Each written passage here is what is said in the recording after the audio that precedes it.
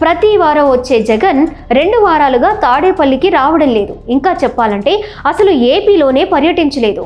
చిత్తూరు జిల్లా బంగారుపాళ్యం మామిడి రైతులను పరామర్శించిన తరువాత తాడేపల్లి వచ్చి ప్రెస్ మీట్ పెట్టిన జగన్ ఆ తరువాత నుంచి కనిపించడం లేదు.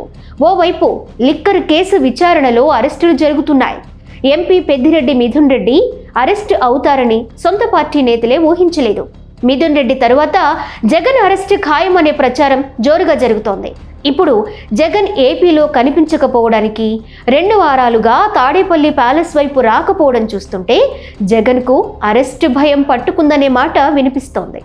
లిక్కర్ స్కామ్ కేసులో అరెస్టైన రాజ్ కేసిరెడ్డి మొదలు జవహర్ రెడ్డి, చెవిరెడ్డి భాస్కర్ రెడ్డి, పెద్దిరెడ్డి మిథున్ రెడ్డి వరకు అంతా జగన్ సన్నిహితులే.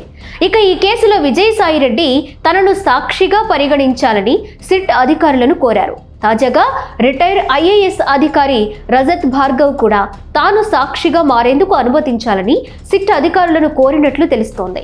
ఇక లిక్కర్ కేసులో అంతిమ లబ్ధిదారుడు జగన్మోహన్ రెడ్డి అని రజత్ భార్గవ తేల్చి చెప్పారనే మాట ఇప్పుడు పొలిటికల్ సర్కిల్లో పెద్ద దుమారం రేపుతోంది.